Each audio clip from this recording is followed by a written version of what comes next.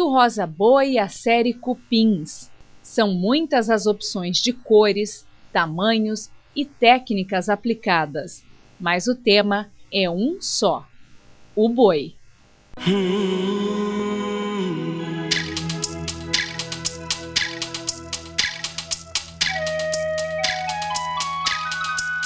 Desde 1967, o artista plástico Humberto Espíndola dedica-se a evidenciar todas as formas desse animal, passando por características estéticas, com silhuetas perfeitas, até as diversas situações que envolvem a cadeia produtiva da bovinocultura.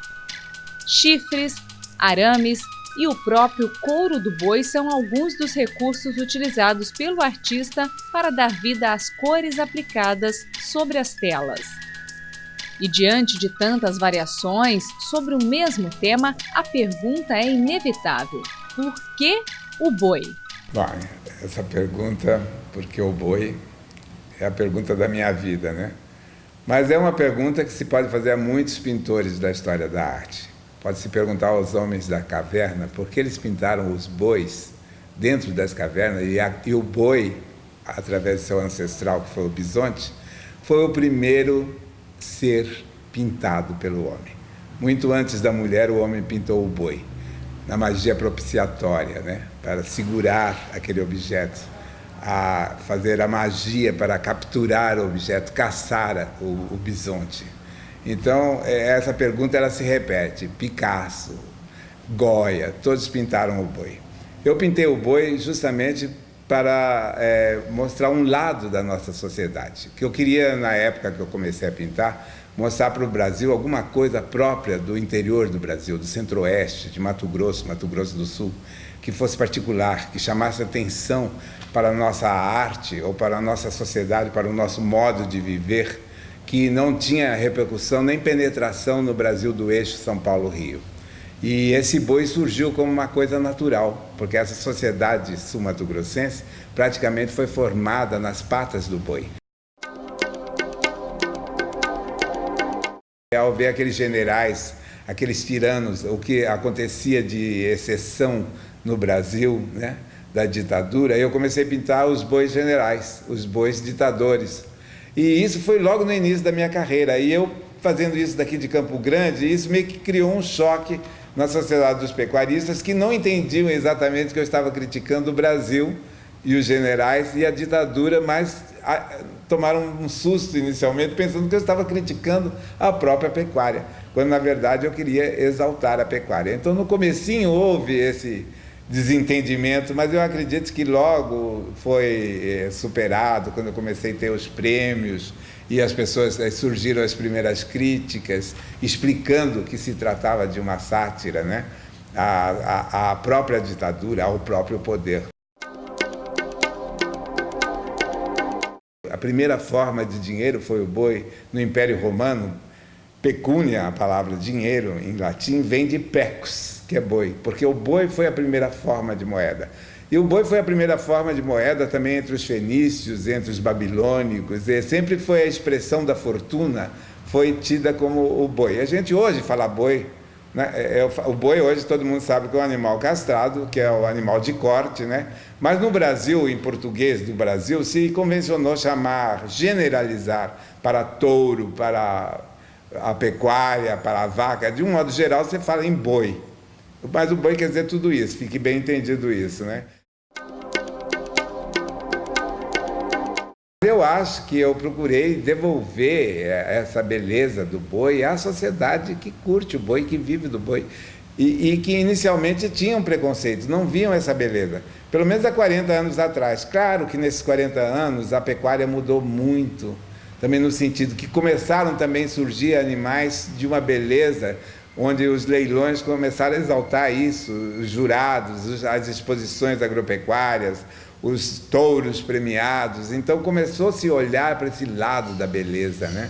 E eu, na minha pintura, também forcei um pouco isso, né? Me diziam aquelas fazendeiras de 45 anos atrás, lá dos idos dos anos 60, falando, não, jamais eu colocaria esse animal dos campos na minha parede. Já tenho muitos bois nos pastos, ainda se fossem rosas, né?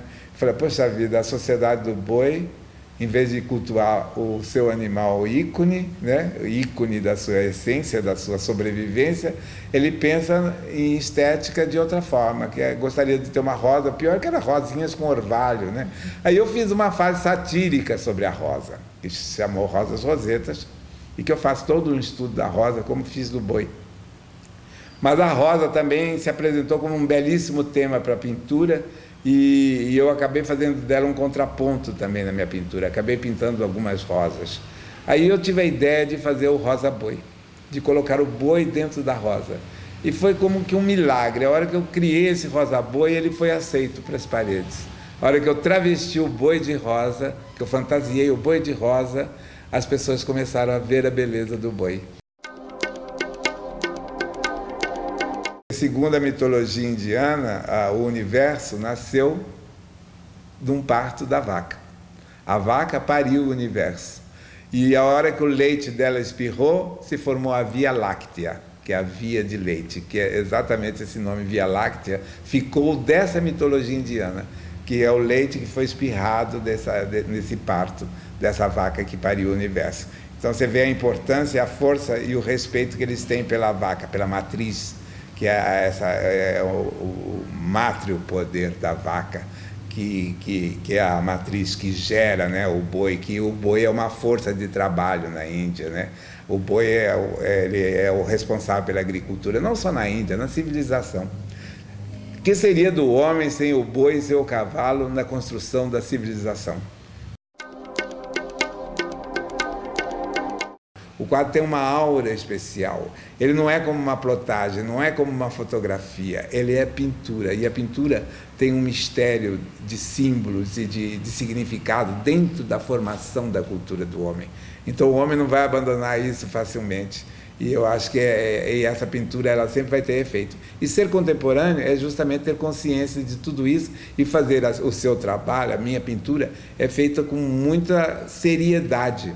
Eu trabalho o meu quadro com muita paixão.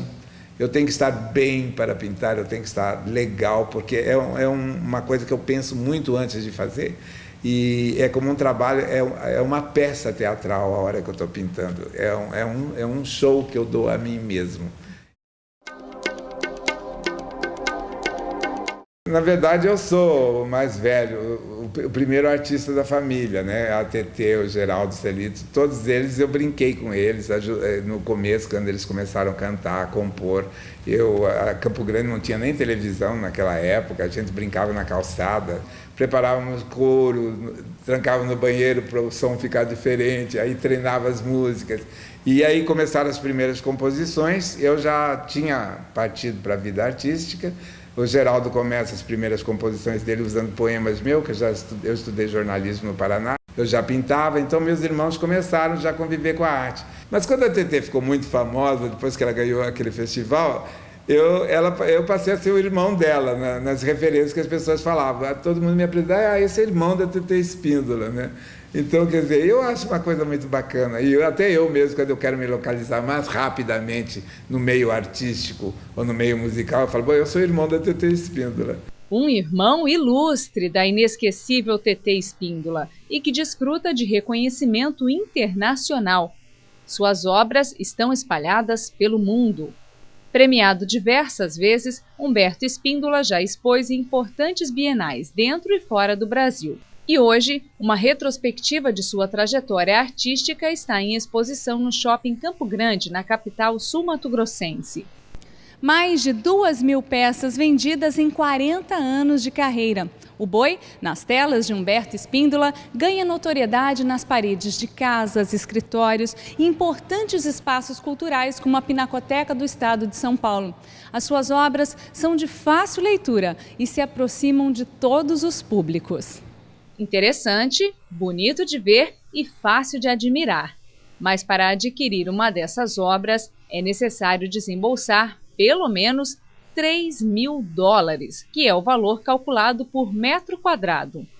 Essa tela de 1,50 por 1,80 com aplicação de tinta óleo não sai por menos de R$25.000. Imaginei esse preço mesmo, bem um pouco alto, mas bem bonito. Vale a pena, né? Vale a pena.